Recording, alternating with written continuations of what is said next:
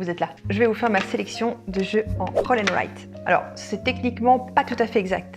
Parce que dedans, il y a du roll and write, du flip and write, tout un tas de trucs and write. L'idée, en fait, c'est quoi? C'est que vous allez pouvoir dessiner sur la composante du jeu. Prêt? C'est parti. On va commencer avec Railroad Ink, certainement celui qu'on préfère prendre quand on part en vacances. Pourquoi? Parce qu'il est super simple, super rapide, il se joue de 1 à 6 joueurs. Et en plus, la boîte, elle est choupinette. L'idée, c'est que vous allez lancer les dés et que vous allez avoir un dessin qui va vous indiquer ce que vous allez devoir mettre sur votre grille personnelle. Ça peut être des routes, ça peut être des rails, ça peut être, selon la version que vous avez, ça peut être de l'eau, ça peut être des rivières. Vous allez devoir essayer d'agencer ça et de faire des points en reliant des extrémités et en faisant les réseaux les plus denses et les mieux construits. C'est un vrai casse-tête parce que, évidemment, il y a beaucoup de hasard, mais comme dans un autre jeu dont je vous parlerai plus tard, comme dans Welcome, vous êtes tous soumis à la même enseigne, c'est-à-dire que vous allez tous devoir prendre les mêmes dés. Donc vous ne pourrez pas dire que l'un a eu plus de chance que l'autre, et non. Ce qui a de bien avec les roll and write, c'est que vous n'allez pas forcément toujours subir le hasard des dés, vous allez aussi avoir des flip and write avec des cartes, mais surtout vous allez pouvoir vous occuper pendant la partie, vous allez pouvoir dessiner, et donc vous avez une vraie interaction avec le matériel et pas seulement parfois juste attendre que la partie se passe et que l'un joue, etc. Ici, tout le monde joue en même temps. Pour les gens qui n'aiment pas les parties longues ou qui ont tendance à s'ennuyer assez vite des jeux, je pense que les roll and write sont une très bonne solution. Railroad Ink, qui n'est pas facile à dire, existe en plusieurs coloris en fonction de la couleur que vous allez choisir. Ici, le bleu, par exemple, c'est les lacs et les rivières. Vous allez avoir les volcans et je ne sais plus quoi en couleur rouge. Il y a 2 nouvelles boîtes qui viennent ou qui vont sortir en jaune et en verte. Et il y a toutes des petites extensions qui sont toutes sur ma wishlist qui vont vous permettre de compléter votre jeu. Et si vous cherchez un jeu à mettre dans les chaussettes, pas la grosse boîte, mais si jamais vous avez déjà la grosse boîte, les extensions, c'est tip top.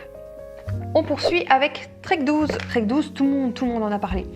À la base, c'était Trek 12 Himalaya, et ensuite il y a eu Trek 12 plus 1, et maintenant il y a Trek 12 Amazonie. C'est un jeu qui devrait être dans toutes les écoles. C'est un jeu où vous allez jouer avec des valeurs, et vous allez pouvoir, en fonction des dés que vous allez avoir, vous allez pouvoir choisir comment vous allez les travailler. Donc vous allez pouvoir les additionner, les soustraire, les multiplier, prendre la valeur la plus haute et la valeur la plus faible.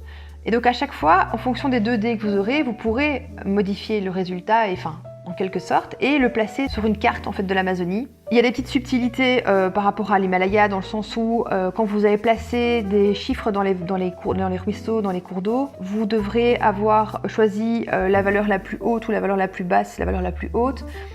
Vous allez avoir des cartes qui vont se débloquer avec des explorations, donc avec des animaux. Donc si jamais vous mettez un certain numéro, par exemple un 3, à chaque fois que vous allez mettre ce numéro, vous allez avoir de plus en plus de points. La deuxième chose qui fait que ce jeu est génial, non seulement il est très beau, il se joue assez facilement, il est très malin, il est super pour les maths. Pour un enfant, c'est génial parce que ça lui permet vraiment de faire des maths sans s'en rendre compte, mais en plus il est évolutif. Donc vous allez avoir dedans, si vous débloquez des missions, vous allez pouvoir agrémenter le jeu et explorer de nouvelles choses.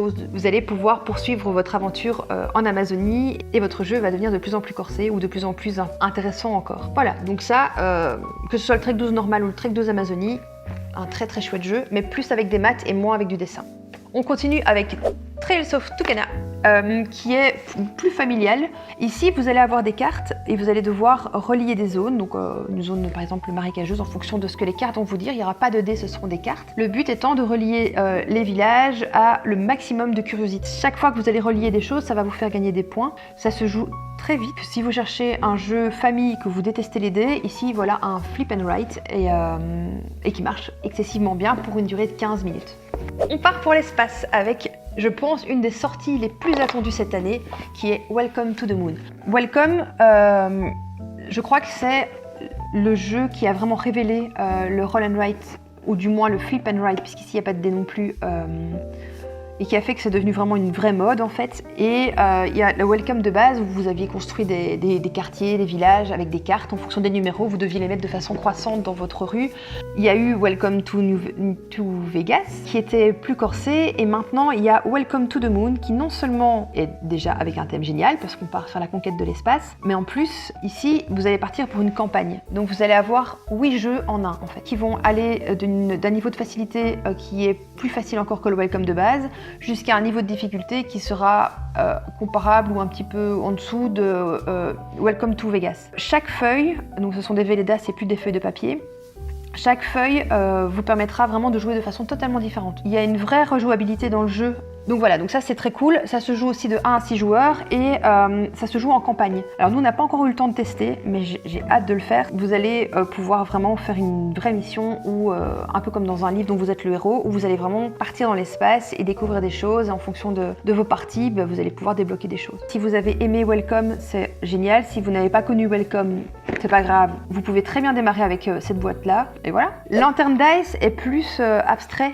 ici il n'y a pas de chiffres, donc contrairement à la plupart des autres jeux, il n'y a pas vraiment de chiffres. Ça va être avec des tirages de dés, donc effectivement là vous allez vraiment lancer les dés avec des résultats colorés qui vont vous indiquer quel type de feu d'artifice, parce que vous allez créer un feu d'artifice, et donc vous allez assurer en fait votre fiche. Ça va vous faire des points quand vous aurez certaines cases qui seront complétées, vous allez pouvoir placer dessus des polyomino comme des formes de Tetris dessus qui vont vous faire gagner des points, etc. Mais sinon il n'y a pas vraiment d'interaction, c'est plutôt chill comme jeu. Donc voilà, donc Lantern Dice, très chouette. Et celui-là fait partie de nos chouchous. Il existe en version jeu de plateau, mais moi je ne l'ai pas encore testé. Raja of the Ganges en version Dice Charmer, c'est un jeu où vous allez avoir plusieurs axes de développement. Que ce soit en créant des chemins sur la carte, que ce soit en développant avec les personnages, en exploration fluviale, ou que ce soit en échangeant vos ressources.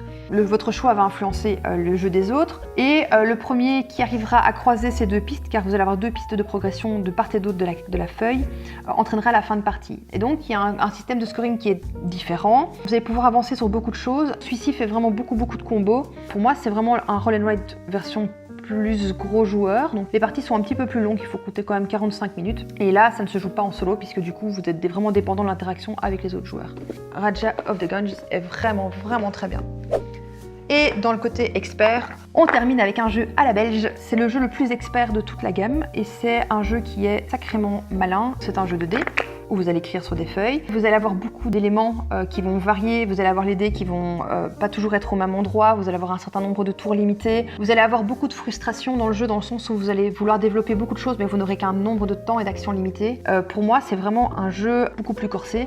Vous pouvez jouer tout seul, ça se joue en une demi-heure. Et voilà, donc à vous de voir. Si jamais, premièrement, vous aimez le système des roll and write, de voir quel est le type de roll and write qui vous convient le mieux, si c'est plutôt du dessin, si c'est du chiffre, si c'est de la stratégie, si c'est un jeu plutôt chill, si c'est compétitif ou si c'est chacun dans son coin. Il y en a vraiment pour tous les goûts. N'hésitez pas à me laisser un petit message pour me dire si jamais vous êtes un aficionados de ce genre de jeu, si jamais vous avez l'habitude de jouer à ça, si jamais il y a d'autres titres que je n'aurais pas mentionnés. N'hésitez pas à me mettre un petit like, à vous abonner et à suivre la suite des vidéos parce que beaucoup de sélections arrivent.